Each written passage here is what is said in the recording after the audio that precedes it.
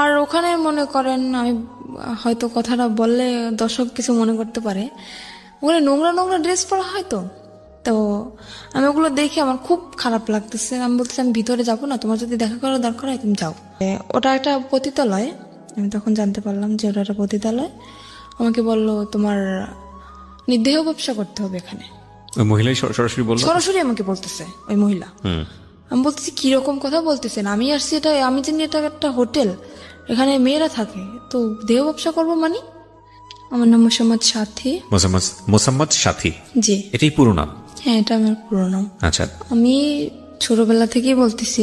আপনার জন্ম জেলা কোথায়? আপনি কোথায় জন্ম? আমার জন্ম জেলা পটুয়াখালীতে। পটুয়াখালীতে? আচ্ছা। আর আমি বড় হয়েছি পটুয়াখালীতে। পটুয়াখালীতে। আর আমার বাবার কাছে তেমন একটা আমার থাকা হয় না, আমি বড় হয়েছি আমার নানা বাড়িতে। আচ্ছা। সেখান থেকে আমি যখন আমার বয়স 2.5 বছর, তখন মানে আমার আব্বু ছিল কিরকম অলস টাইপের, কাজ খুবই কম করতো। কি করতো আপনার বাবা? আমার আব্বু এমনি আমাদের গ্রামের বাড়িতে জমি আসে, জমি চাষবাস করতো, কিন্তু সেগুলো করতো না সে। কয় ভাই বোন ছিলেন আপনারা? আমি একাই, আমার কোনো ভাই বোন নেই। আচ্ছা আচ্ছা, ওকে। তারপর সেখান থেকে আমার আম্মুর যখন বিয়ে, আমার আম্মু আমার মতন অনেক কষ্ট করছে জীবনে। আমার বয়স যখন 2.5 বছর, তখন আমার নানা নানির কাছে আমাকে রেখে আমার আম্মু ঢাকায় আসে চাকরি করার উদ্দেশ্য। আর এতটুকু বড় আমি হয়েছি আমার মায়ের সাপোর্টে। তারপরে আমার নানা বাড়ি থেকে বড় হওয়ার পরে ওখানে লেখাপড়া করতেছি। তখন যখন আমি ক্লাস 5-এ পরীক্ষা দিছি, তখন আমার আম্মু দেশে চলে আসে। আসার পরে আর আমার আব্বু তো কোনো কাজ করতো না, আমার আম্মুই চাকরি বাকরি করতো, আমার লেখাপড়ার খরচ চালাইতো, সংসারের খরচ চালাইতো। তো এভাবে আর কতদিন, এটা মহিলা মানুষ কতদিন পারে এটা সংসার সামলানোর দায়িত্ব? তো সে সারা জীবনের জন্য নিতে পারে না। তো সেখান থেকে আমার আম্মুর একটা অসুখ হইলো, সেটা হচ্ছে আপনার লিভারের টিউমার হইলো। আচ্ছা। হওয়ার পরে ওখান থেকে আমার আম্মুকে ডাক্তার বললো যে আপনার রেস্টের প্রয়োজন, এখন থেকে আর চাকরি করা যাবে না, সম্পূর্ণ রেস্টে থাকা দরকার। তখন আমার আম্মু চাকরিটা ক্লোজ করে দিয়ে দেশের বাড়ি চলে গেল। যাওয়ার পরে সেখানে আমার আম্মুর প্রচুর মারতো, আর কাজ তো করতো না, আর আম্মুরে খুব মারতো। এগুলো আপনার নিজের চোখে দেখা? ছোটবেলায়? আমার নিজ চোখে দেখা। তখন কি আপনি স্কুলে পড়তেন নাকি? তখন আমি স্কুলে পড়তাম। কোন ক্লাসে? তখন আমি আমার আম্মু যখন বাড়ি যায় তখন আমি ক্লাস 5-এ পড়ি। ক্লাস 5-এ পড়েন? হ্যাঁ। তখন একদিন হয়েছে কি, তখন আমি যখন ক্লাস 5-এ পড়ি, একদিন রাত্রে আমি পড়তে বসছি, বসার পরে আমার আম্মুর সাথে কি নিয়ে একটা ঝগড়া হয় সেটা আমি জানি না, আমি তো পড়তেছিলাম। তো হঠাৎ করে আম্মুকে একটা চর মারে আমার আব্বু, কানের উপরে চর মারার পরে আমার আম্মুর কান দিয়ে রক্ত বের হয়ে যায়। তখন বৃষ্টি পড়তেছিল, তো আমার আম্মুর কান্না দেখে আমি খুব কান্নাকাটি করতেছিলাম। তখন আমার পাশের বাড়ি থেকে এক আন্টি এসে বলে আমার আব্বুকে যে তুমি কাজ কোনো কিছু করো না, তারপরেও আবার বউ বাচ্চাদের ঘরে বসে মারো, তোমাকে এখন পুলিশে দিয়ে দেবো। একথা বলার পরে আমার আব্বু ভয় পায় যায়। ওখান থেকে আমার আব্বু চলে যায়, আমার দাদা বাড়িতে চলে যায়। যাওয়ার পরে সেখান থেকে প্রায় 2-3 বছর কোনো খোঁজ খবর থাকে না। আম্মু অনেক অসুস্থ ছিল, বারবার কল করছে আমি অসুস্থ, তাও আমার আব্বু আসে না। তারপরে 3 বছর কাটে যায়, কাটার পরে আমার আম্মু তাকে ডিভোর্স দিয়ে দেয়। ডিভোর্স দেওয়ার পরে আমার আম্মু এখনো সেরকমই থাকার মানে ইচ্ছা ছিল, কিন্তু থাকতে পারে না শুধু আমার কারণে। ডিভোর্স হয়ে যাওয়ার পরে আমার তো লেখাপড়া কন্টিনিউ চলতেছে। আমি যখন ক্লাস 8-এ পরীক্ষা দেব, তার 1 মাস আগে ওই যে ছেলে আমার যার সাথে বিয়ে হয়েছে, ওর সাথে আমার আম্মুর সাথে, ওর সাথে দেখা না, কিন্তু ওর যে বোনের জামাই, তার সাথে আমার আম্মুর সাথে দেখা হওয়ার পরে সেখান থেকে আমার আম্মুরে উনি প্রথমত আপা বলে ডাকতো, কিন্তু তখন আমাকে দেখে নাই উনি। না দেখার পরে যখন আমাকে উনি দেখলো, তখন আমার আম্মুকে প্রস্তাব দিল যে এরকম আমার একটা শালা আছে, তা আমি তার জন্য আপনার মেয়েটাকে নিতে চাই। তা আমার আম্মু বলতেছে কি, আমার একটা মেয়ে, অত দূরে আমি বিয়ে দেবো না। তেমন বলতেছে যে ছেলেটা যদি সংসারে থাকে তাহলে আমি হয়তো ভাইবে দেখতে পারি। তখন বললো ঠিক আছে, ছেলেটা সংসারেই থাকবে। তখন আমার আম্মু তাও রাজি না। তারপর আমার আম্মু আমাকে জানাইলাম, বললাম কি দেখো আম্মু, আমার এখনো বয়স একদম কম, তুমি এরকম চিন্তা ভাবনা কেন নিতেছো? এখন তো বিয়ে করা সম্ভব না আম্মু, আমি এসএসসি পরীক্ষাটা দেই, তারপরে তোমরা কিছু একটা করো, এত তাড়াতাড়ি কেন এসব বলতেছো? তখন আমার আম্মু মোটামুটি রাজি ছিল না।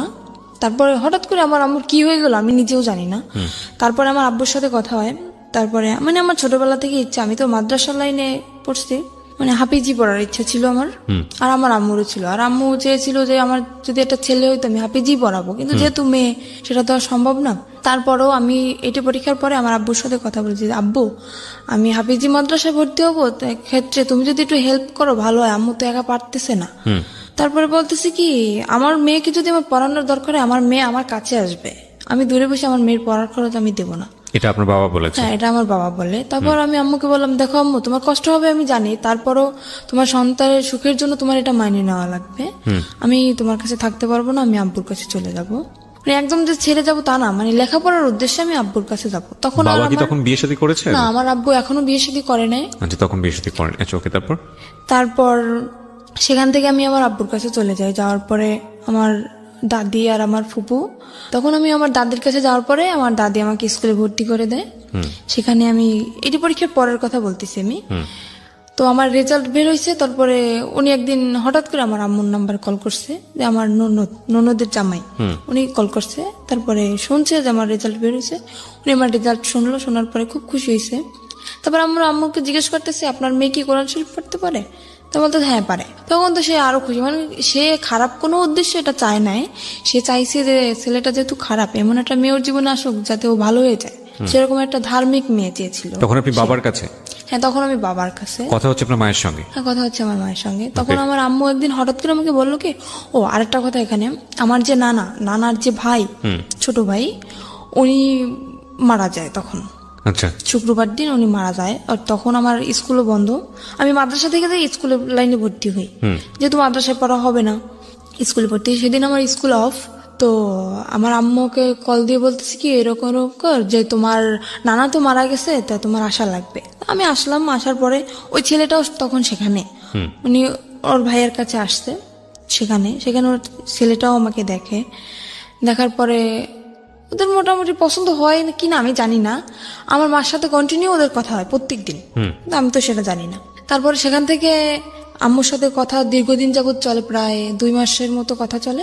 জি। হঠাৎ করে আম্মু আমাকে বলে কি, বৃহস্পতিবার দিন, শুক্রবার তো স্কুল বন্ধ, আম্মু বলতেছে কি, আম্মু তুমি আসো, কালকে বিকেল আবার চলে যাও, পাশাপাশি 1 ঘন্টা লাগে যাইতে আমার বাবা বাড়ি থেকে নানা বাড়ি। আমি বলতেছি আচ্ছা ঠিক আছে আমি আসতেছি। সেখান থেকে আমি কি আসলাম, আসার পরে ওই ছেলেটা রাত্রবেলা আমাদের মানে ওর 2টো ফ্রেন্ড নিয়ে আমাকে দেখতে আসলো, রাত্র প্রায় 8টার দিকে এসে দেখে গেল, খাওয়া দাওয়া করলো। তারপরে আমি আম্মুকে জিজ্ঞেস করতেছি, আম্মু এটা কে? আমি বলতেছি তোমার জন্য সম্বন্ধ ঠিক করছে, সে ছেলে তোমাকে দেখতে আসছে।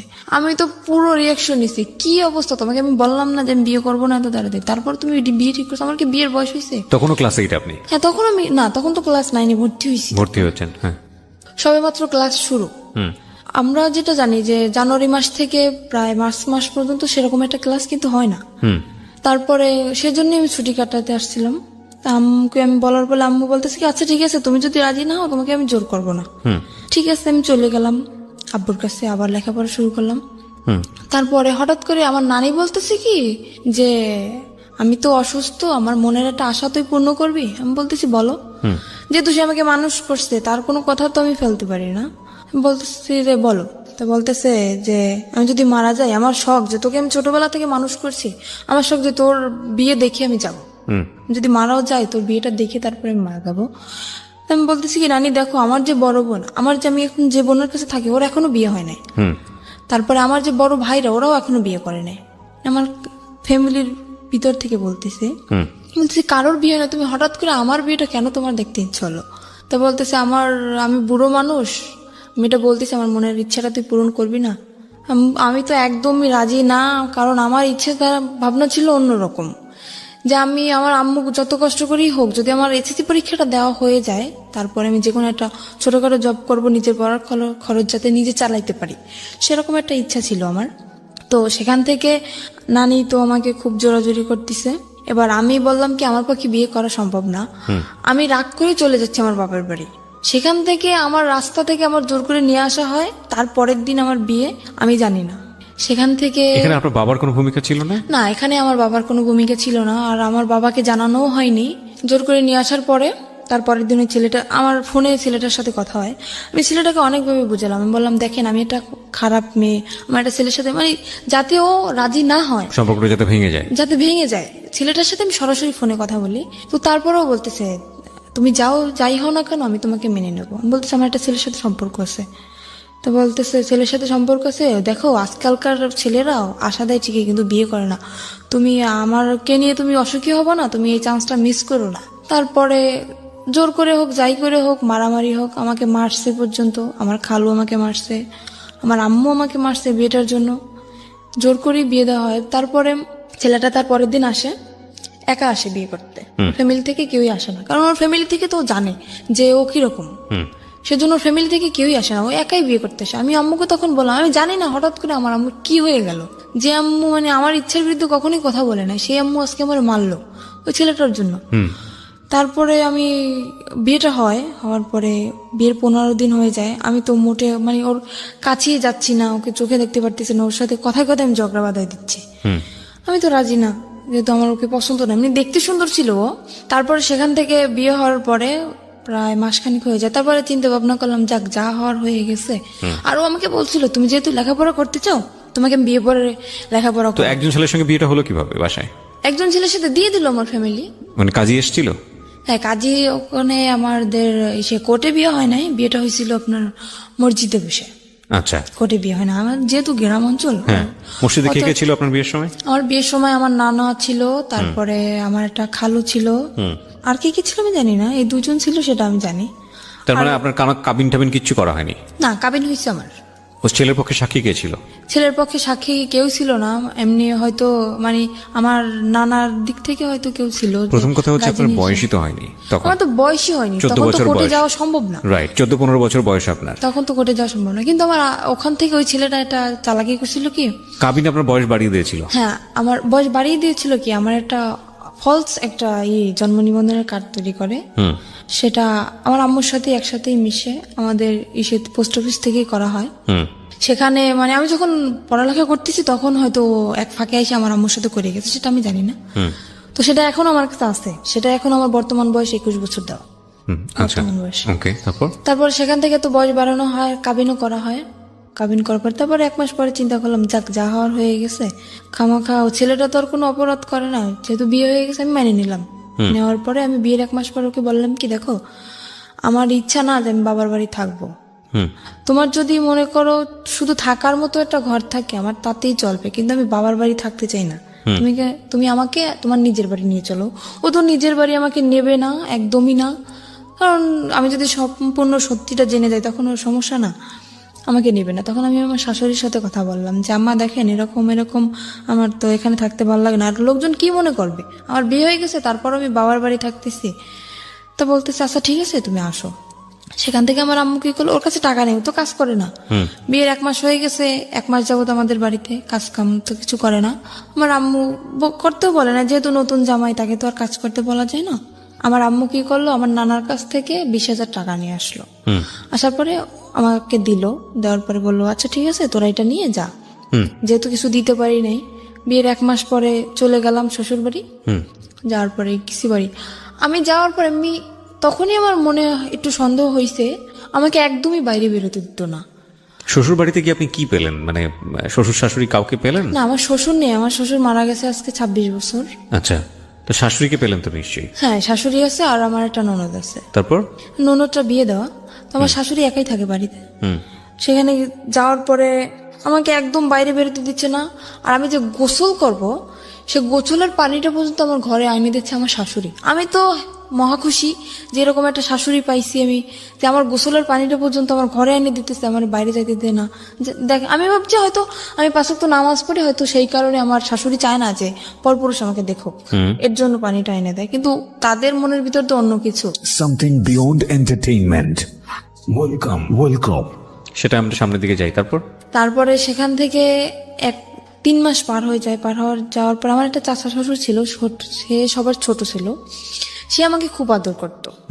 নিজের বাবার কাছ থেকে আমি যতটুকু আদর না পাইছি তার কাছ থেকে ততটুকু আদর মনে হয় আমি পাইছি। কিন্তু বিয়ের 6 মাস পরে উনি মারা যায়, আমার সে চাচা শ্বশুর মারা যাওয়ার পরে সেখান থেকেই আমার সংসারে আগুন লেগে গেল। কারণ আমার ওই চাচারে খুব ভয় পাইতো আমার হাজব্যান্ড, যার কারণে মানে কোনো কিছু করতে গেলে ভাবতো, অন্তত 50 বার ভাবতো।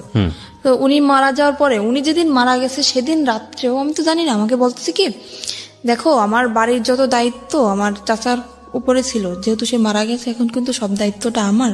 তো আমার যদি রাত্রে ফিরতে দাঁড়িয়ে তুমি কখনো আমাকে জিজ্ঞেস করবা না যে তুমি কোথায় গেছিলা। এটা মানে আপনার হাজবেন্ড আপনাকে বলেছিল? আমাকে বলে। আর আমি এতটুকু বিশ্বাস ওকে আমি করতাম, আমি যদি চোখের সামনে দেখতাম যে ওটা কিছু করতেছে, তারপরেও যদি বলতো যে না আমি এটা করি নাই, তাও আমি বিশ্বাস করে নিতাম। আমি এতটা বিশ্বাস ওকে আমি করতাম। সেখান থেকে ও যেদিন ওর চাচা মারা যায়, ওদিন ও সারা রাত্র বাড়ি ফিরলো না। ও তখন জোর আসলে, আমি তো জানি না। সকালবেলা বাড়ি ফিরলো, আমি জিজ্ঞেস, ও যেহেতু আমাকে বলছে সন্ধ্যার দিকে যে তুমি আমাকে জিজ্ঞেস করবা না, আমি জিজ্ঞেসও করিনি। আর আমিও খুব কান্নাকাটি করতেছি যে আমাকে এত ভালোবাসতো, সে হঠাৎ করে মারা গেল। তা আমি আর ওকে জিজ্ঞেস করিনি। পরপর 3-4 দিন এরকম ও বাড়ি আসতেছে না। তারপর আমি ওকে জিজ্ঞেস করলাম, কি এমন কাজ তোমার সারা রাত্র? আমার চাচা শ্বশুর তো এরকম সারা রাত্র বাড়ি পাহারা দিত না, তুমি তো রাত্র পর্যন্ত কি করো? আমাকে বললো, মেয়ে মানুষ মেয়ে মানুষের মতো থাকো, তোমার এত শক্তি দরকার আছে? বললাম আচ্ছা ঠিক আছে।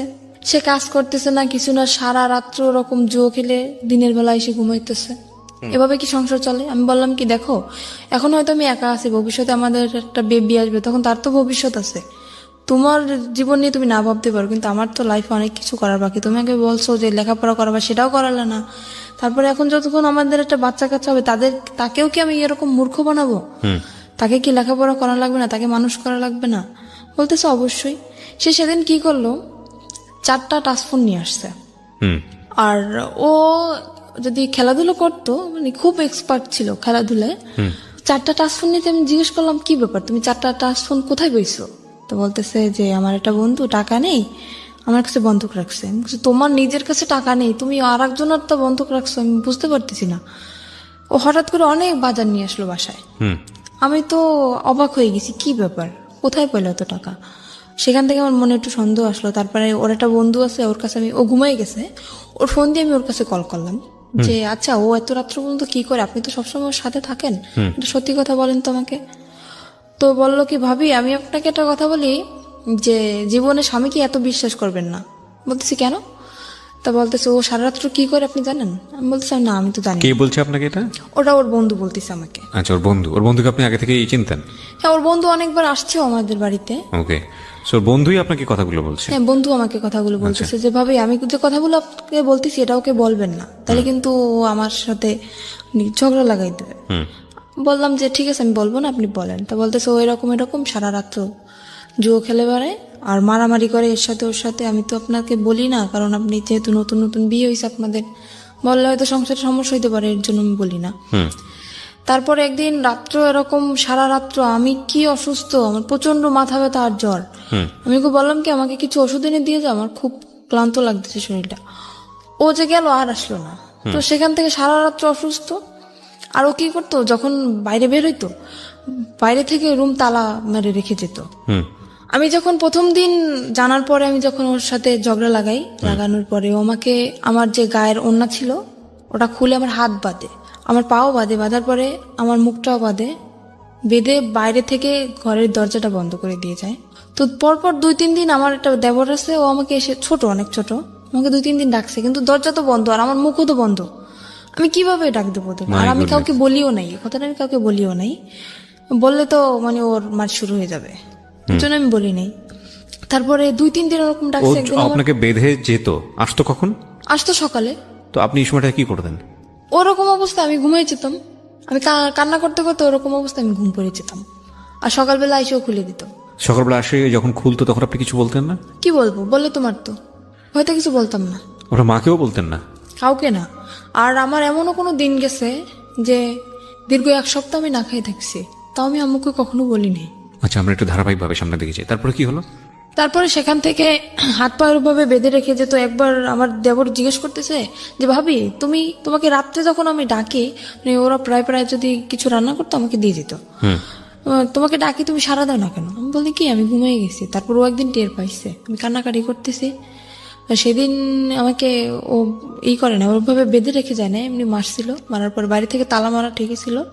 তারপরে আমার দেবরের কাছে একটা চাবি ছিল, ওর এই চাবিটা আবার আমাদের তালা খুলতো, তালাটা খোলার পরে ও আমাকে নিয়ে ওর আব্বুর কাছে যায়। তখন ওর আব্বু মারা যায় নাই, ওর আব্বুর কাছে যায়। যাওয়ার পরে এই করছে, বললো কি যে কি ব্যাপার, আজকে শুনলাম ঘরে অনেক ডাকাডাকি কান্নাকাটি, কি হয়েছে তোমার? আমি বললাম কি এরকম এরকম আপনার ছেলে এরকম করতেছে। বলার পরে সে আমাকে বললো কি, মানে আমি কিন্তু আর একটা চাচার কথা বলতেছি এখানে, আমার যে বড় চাচা ওনার কথা বলতেছে। সে বলতেছে, তার কাছে বলার পরে সে বলতেছে যে এরকম করতেছে, তা তুমি আমাকে জানাওনি কেন? বলতেছে এমনিতেই জানাইনি, চাই না, আমি নিজেই শাসন করতে চাই ওকে, দেখি কি হয়, তারপরে যদি না শুনে তখন আপনাদেরকে আমি জানাবো। সেরকম চিন্তা নিয়েছিলাম আমি। তারপরের দিন আমার চাচা, ওর যে চাচা, আমি ওকে চাচা বলে ডাকতাম, ওকে ডেকে নিয়ে জিজ্ঞেস করে কিরে তুই এরকম করতেছিস কেন? ওখান থেকে ওকে পেয়ে গেছে, কেন আমি বললাম, আমি তো নিজের ইচ্ছায় বলি নাই, সে আমাকে ডেকে নিয়ে গেছে, তারপরে আমি বলছি। না, ওর চাচা তো মারা গিয়েছে, আপনি একটু আগে যেটা বললেন। না, ওর বড় চাচার কথা বলতেছি আমি, ওটা তো ওর ছোট চাচা ছিল। ওকে। সেখানে ওকে কেন আমি বললাম, আমার সেই চাচা শ্বশুরকে কেন আমি বললাম, ও সেখান থেকে তারপর আমার চাচা শ্বশুর বলল যে এখন ওকে ঘরে নিয়ে যাবে, ওর গায়ে যদি নেক্সট টাইম কখনো একটা ফুলের টোকাও পড়ে তাহলে তোকে বাড়ি থেকে বের করে দেবো। আমার চাচা শ্বশুর এটা বললো। সে ডাইরেক্ট তার সামনে বলে আসতেছে ওকে আমি এখন মারবো, যদি কিছু করতে পারেন করেন। আমাকে এই বলে হাত ধরে টেনে রুমের ভিতরে নিয়ে যেয়ে আমাকে আবারও মারে, কেন আমি বললাম। তারপরে সেখান থেকে আমার চাচা শ্বশুর বললো বাড়ি বসে এরকম করবা, পরের মেয়ে যদি কিছু একটা হয়ে যায় তখন আমরা মামলা খাবো, এটা হবে না, বাড়ি থেকে বের হয়ে যাও, দুজনেই বের হয়ে যাও। ঠিক আছে, বের হয়ে চলে আসলাম। আর আমারও ইচ্ছা ছিল যে মানে বাড়ি থেকে আমি বের হয়ে চলে আসবো, যেহেতু যদি বন্ধু বান্ধবের সাথে থাকে তাহলে আরো বেশি খারাপ হয়ে যাবে, এখান থাকলে আমি ওকে ভালো বানাতে পারবো না। আমি চলে আসি, আমার বাবার বাড়ি চলে আসি। আসার পরে আমার আম্মু সব ওই নিজের মুখেই বলছে সবকিছু যে এরকম এরকম হয়েছে। বাড়ি থেকে বের হয়ে কোথায় আসছেন? আমার বাবার বাড়ি আসছে। বাবার বাড়িতে? হ্যাঁ। সেখান থেকে যখন আমার আম্মু সবকিছু জানতে পারে এরকম এরকম, তখন আমার আম্মু বলতেছে এরকম একটা কাজ করলাম, আমার একটা মাত্র মেয়ে, আমি কি করলাম এটা? তখন আমার আম্মু বললো যে মানে আমাকে ওখান থেকে ডিভোর্স করাবে। আমি বললাম আম্মু দেখো, বিয়েটা কিন্তু তোমাদের ইচ্ছে হয়েছিল, আমার ইচ্ছে হয় নাই, কিন্তু আমি এটা পারবো না যে তোমাদের ইচ্ছে মতন সবকিছু করবো, এটা হবে না। তোমাদের ইচ্ছে মতো বিয়ে করছি, আবার তোমাদের ইচ্ছে মতো ডিভোর্স করবো, এরপরে আবার বিয়ে হবে, সে তো এর থেকেও খারাপ হইতে পারে। তখন আমি কি করবো আম্মু? তখন আপনার লেখাপড়া কি বন্ধ? হ্যাঁ, লেখাপড়া বন্ধ। ওকে। তারপরে সেখান থেকে আমার আম্মু তো আমাকে ওখানে দেবেই না, একদম ডিভোর্স করাই দেবে। ওকে বলতেছে তুমি চলে যাও। ও চলে আসে, আসার পরে সেখান থেকে ওকে বলার পরে ও চলে আসে। না, আমি তো খুব কানাকাটি করতেছি, যেহেতু আমার অল্প বয়সে বিয়ে হয়েছে, তারপর আমার প্রথম স্বামী, এমনিতেই তো আমার তখন আবেগী বয়স, তখন তো মনে করেন একটা ছেলে যদি পাশে থাকে তখন আবেগে এমনিতেই ভালোবাসা এসে যায় তার প্রতি। তো আমি মানে খুব লাভ করতাম ওকে আমি। তারপরে আমি খুব কান্নাকাটি করতেছি, খাচ্ছি না, কিছু না। আমার আম্মু বলতে দেখ এরকম যদি করিস তাহলে তো তোর নিজের শরীর তো থাকবে না, তুই তো মারা যাবি, এরকম কেন করতেছিস? আমি বলছি আম্মু তুমি যদি সত্যি আমাকে চাও বাঁচাইতে তাহলে আমাকে ওর কাছে দিয়ে আসো। বলতেছে এটা আমি কখনোই পারবো না, আমি একবার তোমার জীবন নষ্ট করছি, কিন্তু দ্বিতীয়বার আবার আমি তোমার জীবনটা নষ্ট করতে পারবো না। সেখান থেকে আমি কি করলাম, আমার আম্মুর ইসের জন্য, ডাক্তার দেখানোর জন্য আমার আম্মু কিছু টাকা নিয়ে আসে আমার নানার কাছ থেকে। আমি সেই টাকাটা মানে নর্মালি যেটা বলি চুরি বলতে পারি, চুরি করে আমি আমার কাছে নিয়ে আসি। আসার পরে রাত্র 8টার সময় আমি বাসা থেকে বের হয়ে যাই, বের হয়ে আমি পালাই ওর কাছে চলে আসি। ও কোথায় ছিল তখন? ও তখন ঢাকায় ছিল। ঢাকায় ও কি করছিল? ও ঢাকায় কিছু করতেছিল না, ঢাকায় ওটা মামা আছে। মানে ও চাচ্ছিল আপনি পালিয়ে চলে আসেন ওখান থেকে? হ্যাঁ, ও চাচ্ছিল সেটাই। আর ওর সাথে আমার কথা হইতো, রেগুলারলি কথা হইতো। যখন সবাই ঘুমিয়ে যেত তখন আমি রাত্রেবেলা ওকে ফোন করতাম, ওর সাথে আমার কথা হইতো। তো ওর সাথে আপনার বয়সের ডিফারেন্স কত ছিল? ওর সাথে আমার সাথে তখন ওর বিয়ে হয়েছিল, তখন ওর বয়স ছিল 21 বছর। ও তো পিচ্ছি, ও তো কিছু বোঝে না। আর ওর যখন প্রথম ম্যারেজ হয় তখন ওর বয়স ছিল আপনার 17 বছর। মানে ও এর আগেও বিয়ে করেছে? হ্যাঁ, আর আমি বললাম না এর আগেও বিয়ে করছিল। এগুলো আপনি আরো পরে যে জানতে পেরেছেন? পরে যে না, ওটা আমি বিয়ের যে 6 মাস পরেই আমি জানতে পারছি। এটা আপনার ফ্যামিলি জানে যখন আপনাকে আলাদা করে রেখেছে? না, তখনও জানেন আপনার? তখন আমি বলি না, আমি বললে তো জানতো। ও আচ্ছা, বলেন নাই, আপনি লুকিয়ে গেছেন? আমি লুকিয়ে গেছি। দ্য থিং ইজ দ্যাট ওর মনের মধ্যে একটা ইমোশন জেগেছে, যেটা ও একটু আগে বলছিল যে আমার জীবনের প্রথম কারোর প্রতি ভালো লাগা। তো সামহাও ও চেয়েছে নিজের জায়গাটা থেকে যে এই ভালো লাগা, যেহেতু ওকে ভালোবেসে ফেলেছি, সুতরাং ওকে যে কোনোভাবেই হোক নিজের জায়গাটায় আপন করে রাখা, সেভ করা অন্য জায়গাটা থেকে। না, ও কখনোই, ওর মনের ভিতরে কখনোই আমার জন্য ভালোবাসা ছিল না, শুধু সেটা তো আমি অভিনয় ছিল। সেটা তো ওর আচরণ থেকে বুঝতে পারছি। আমরা ভবিষ্যতে কি হয়েছে সেটা ধারাবাহিকভাবে সামনে তখন দিকে যাই। ও আমার সাথে এরকম চলছে যে আমি বুঝছি যে এরকম একটা ছেলে আমার লাইফে আমি পাবো না, যে এতটা ভালোবাসে আমাকে। আচ্ছা, আমি শুধুমাত্র ওর এইসব যে অপকর্ম, এইসব দিকটা আমি কখনোই ভাবি নাই। আমি ভাবছি শুধু ওর ভালোবাসাটা, আর কিছুই না। আমি ঢাকায় চলে আসলাম। আসার পরে ওর একটা মামা আছে ওখানে, উনি একটা চাকরি ঠিক করে আমার জন্য আর ওর জন্য। কিন্তু আমার বয়স অল্প, সেখানে আমাকে চাকরিতে অ্যাকসেপ্ট করে না। ও একটা চাকরি করার পরে আমিও কিছুদিন পরে একটা চাকরি নিই। তারপর ও 1 মাস চাকরি করার পরেও চাকরি করা বন্ধ করে দিল বাসায়।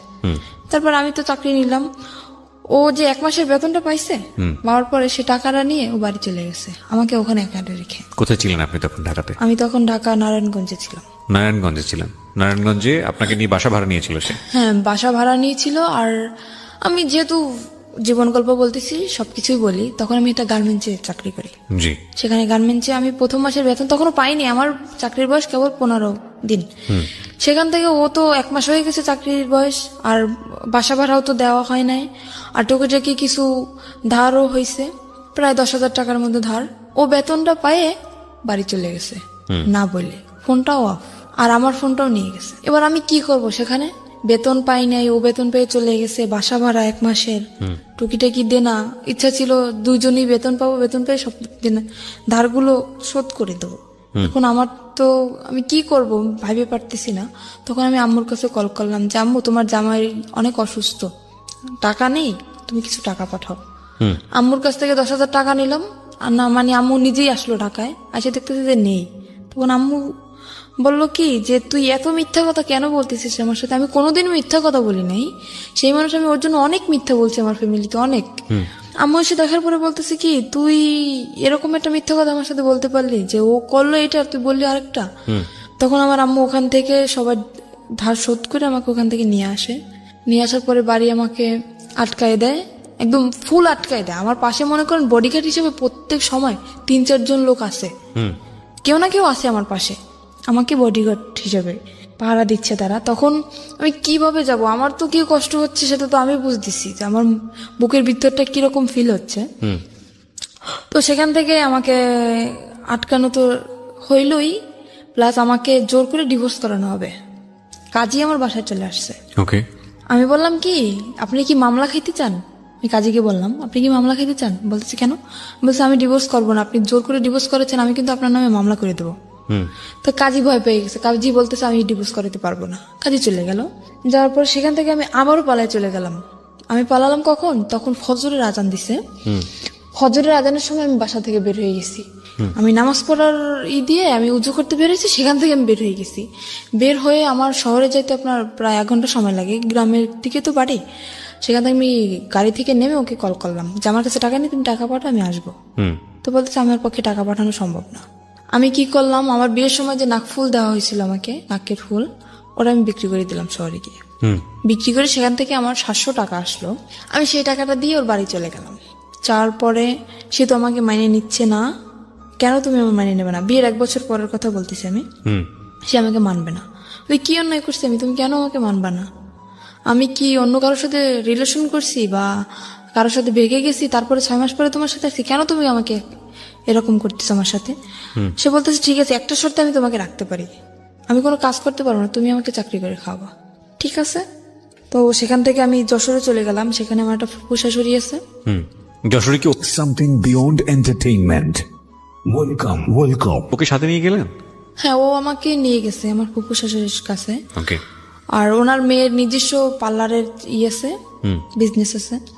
সেখানে আমাকে 3 মাস ট্রেনিং করানোর পরে আমি মোটামুটি কাজ সবকিছুই শিখি। শেখার পরে ওখানে আমার চাকরিও হয়ে যায়। তখন আমার বেতন ছিল 16,000 টাকা।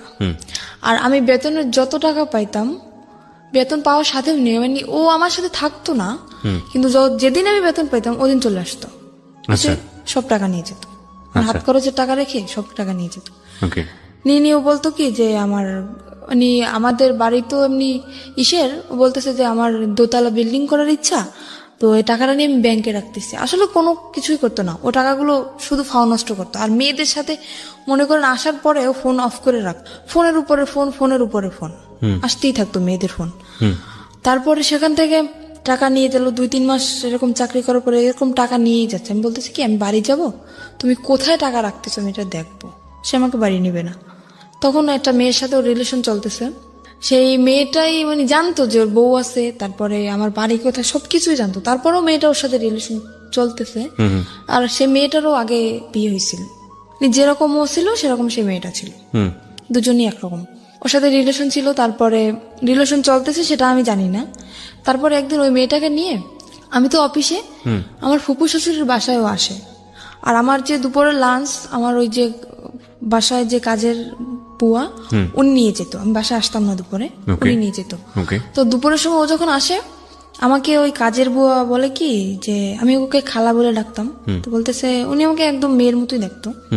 তো বলতেছে আম্মু তোকে একটা কথা বলবো, তুই কাউকে বলবি না আর আমার নামটাও বলবি না। আমি বলতে আচ্ছা ঠিক আছে বলবো না। কি আমি বুঝতে পারিনি যে এই কথাটা বলবে। আমি ভাবছি হয়তো আমার ফুপু শাশুড়ি একটু মানে রাগী মানুষ, তো অনেক সময় মানে গালাগালি করে, আমি ভাবছি সেরকম কিছুটা বলবে। তুমি বলতেছে আচ্ছা আপনি বলেন, আমি কাউকে বলবো না। তো বলতেছি কি যে জামাই এটা মেয়েকে নিয়ে এরকম এরকম বাসায় আসছে, মেয়েটাকে তুই চিনিস? তা আমি ভাবছি হয়তো আমার ননদ হইতে পারে। আমি বলছি দেখতে কেমন?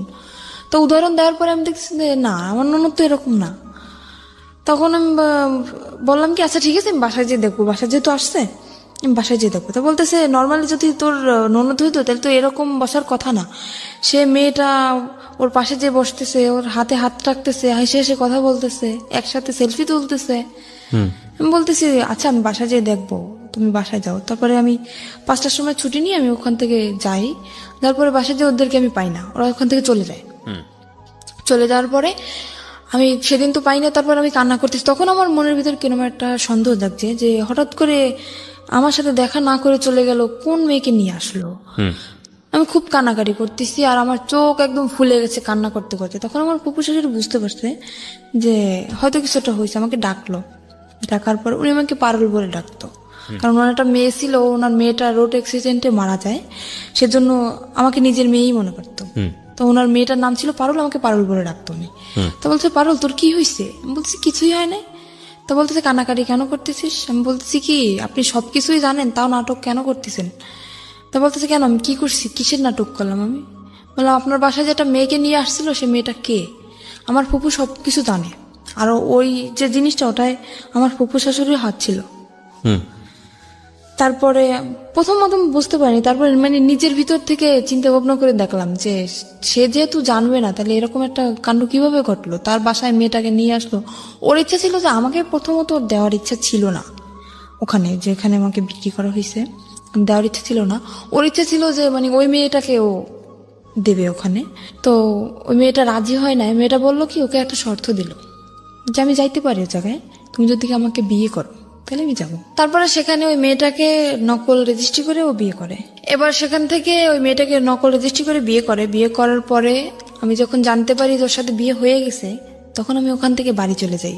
বাড়ি চলে যাওয়ার পরে দেখতেছি ওরা দুজনই বাড়ি। জিজ্ঞেস করলাম কি ব্যাপারে, মেয়েটা কে? আমাকে সেখান থেকে বাড়ি একদম ঢুকতেই দিল না, মানে রুমের ভিতরে ঢুকতেই দিল না। মেয়েটা তো রুমের ভিতরে, ও তো জানে যে বউ আছে। বাড়ি মানে আপনার শ্বশুর বাড়ি? হ্যাঁ আমার শ্বশুর বাড়ি। ও তো কোনো অ্যাকশন নিচ্ছে না, কিন্তু আমি তো পুরো একদম মনে করেন একটা মেয়ের কখনোই চাইবে না যে তার স্বামীর লাইফে অন্যটা মেয়ে আসুক। আমি তো অনেক রাগারাগি করতেছি, চিল্লাপাল্লা করতেছি। ও সেখান থেকে আমাকে নিয়ে গেল একটা হোটেলে। তারপরে সে হোটেলটা আমার একটা আত্মীয়র, সেই হোটেলে নিয়ে যেয়ে আমাকে বললো দেখো এরকম এরকম একটা মেয়েকে ওকে আমি বিয়ে করিনি, ওর সাথে আমার নকল রেজিস্ট্রি, ওর সাথে আমার ঘর সংসার করার ইচ্ছা না, ওকে আমি ছেড়ে দেবো। বলি কেন তুমি এরকম করলা? তুমি তো আমার সাথে এরকম করতে পারবা, কেন করলো? মেয়েটা জীবনটা কেন তুমি নষ্ট করলা? তা বলতেছে ওর বাবা মার অনেক টাকা পয়সা আছে, তো মানে আমাকে লোভ দেখাচ্ছে, ও টাকার লোভ দেখাচ্ছে। ওর বাবা মার অনেক টাকা পয়সা আছে, কিছু টাকা পয়সা নিয়ে আমি ওকে ছেড়ে দেবো।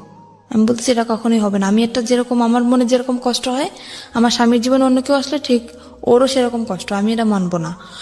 তারপরে সেখানে ওই মেয়ের যে নানি, ওই মেয়েটার নানি কল করছে ফোনে। আমি ফোনটা রিসিভ করি। আমি বললাম কি মেয়ে যে বিয়ে দিছেন জানেন যে ছেলে কি করে? বলতেছে হ্যাঁ জানি। ছেলে কি করে? বলতেছে ছেলে তো রোলার মেশিন চালায়। বলতেছি সম্পূর্ণ ভুল, ও কোনো কাজ করে না। বলতেছে তুমি কি বলতেছো? আমি বলতেছি আমি ওর বউ। বউ মানি? কিন্তু বউ মানে আপনি জানেন না যে ওর আগে আরো একটা বউ আছে? তো বলতেছে না তো, ও তো বলছে যে আমি আগে বিয়ে করছিলাম তার সাথে ডিভোর্স হয়ে গেছে। যে ডিভোর্স হয়ে গেছে তাহলে ও আমার সাথে কেন এখন? তারপরে বললো কি আচ্ছা এই করছে, আমরা থানায় মামলা করব, তুমি থানায় আসো। আমি বলতেছি মামলা করার দরকার হলে আপনারা করেন, ভুল আপনারা করছেন, মামলাটা আপনারাই করবেন, আমি করব না। আপনারা কি করবেন আপনারা নিজেরা ডিসিশন নেন, এর ব্যাপারে আমি কিছু বলবো না আপনাদের। তো ওরা, আমি তো সেখান থেকে, আমাকে বললো কি তুমি যেখানে আছো সেখানে যাও, ও মেয়েটাকে আমি কিছুদিনের ভিতরে ছেড়ে দিয়ে আমি তোমার কাছে আসতেছি। আপনি তখন যশোরে? আমি তখন যশোরে না, তখন আমাকে খুলনা একটা হোটেলে নিয়ে যায়, খুলনায়। যশোর খুলনা তো পাশাপাশি জেলা। কত এই কথাগুলো হচ্ছে কোথায়? খুলনায় বসে? হ্যাঁ, খুলনায় বসে একটা হোটেলের ভিতর হচ্ছে। তো আপনাকে যেতে বলছে কোথায়? যেতে বলছে আমার যেখানে চাকরি করি ওখানে আমাকে যেতে সেটা তো বলছে। যশোরে? হ্যাঁ, যশোরে। ওকে। ওখান থেকে আমি যশোরে চলে যাই, চলে যাওয়ার পরে মানে যেটা বললাম আমি বিশ্বাস করলাম আবারও। ওখান থেকে যশোরে চলে যাই, যাওয়ার পরে ও মেয়েটাকে নিয়ে আবার ওই বাসায় আসে। ওই বাসা বলতে? আমার ওই যে ফুপুর বাসায় আবার আসে। আপনার আপন ফুপু? না, ফুপুর শাশুড়ি। ফুপুর শাশুড়ি, ওকে। ওনার বাসায় আবারও আসে। আসার পরে আমি সেদিন যখন আমি খবর পাই, ওই খালা আমাকে কল করে, যখনই আমি খবর পাই আমি সাথে সাথে অফিস থেকে বেরোয় চলে আসি। আমি আমার ম্যাডামকেও বলি না যে আমি যাচ্ছি, সেখান থেকে আমি সাথে সাথে বেরিয়ে চলে আসি। আসার পরে ও আমার আসার আধা ঘন্টা আগে বের হয়ে গেছে। যাওয়ার পরে আমি কল করছি ওকে, কি ব্যাপার তুমি নাকি আজকে আসছিলে, তুমি চলে গেছো কেন? তো বলতেছে আমি কালকে আসবো।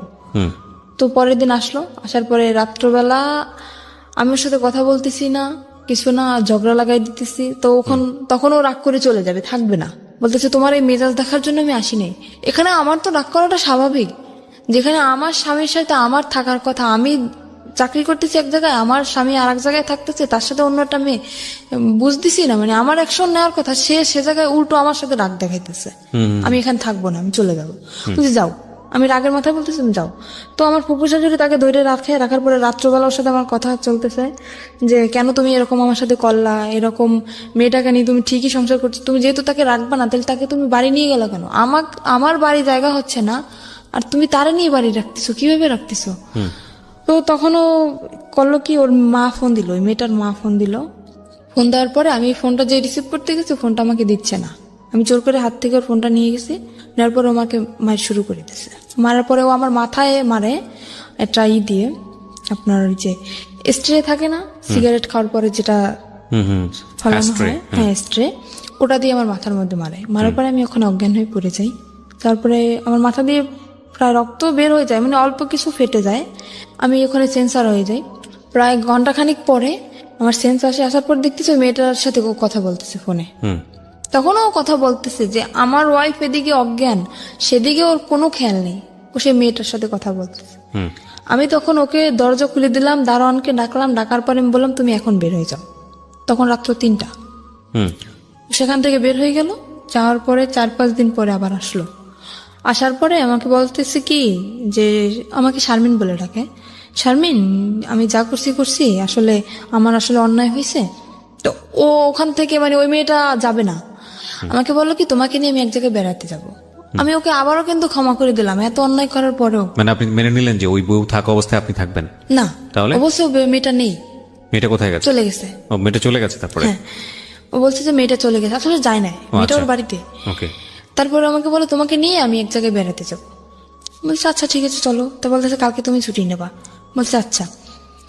তারপরে আমি আমার ফুপু শাশুড়ির কাছ থেকে কিছু টাকা নিলাম, নেওয়ার পরে ও আমাকে নিয়ে, মানে আমার লাইফে ফার্স্ট আমি ওই জায়গাটা যখন দেখি, আমাকে একটা জায়গায় নিয়ে যায়, সেখানে সব মেয়েরা, সেখান থেকে আমি দেখার পরে আমি বলতেছি কি ব্যাপার, তুমি আমাকে কোথায় নিয়ে আসছো? তা বলতেছে কি এটা একটা হোটেল মেয়েদের, এখানে শুধু মেয়েরাই থাকে, এখানে কোনো ছেলেরা থাকে না। আমি বলতেছি ছেলেরা থাকে না তো তুমি ঢুকলা কিভাবে এখানে?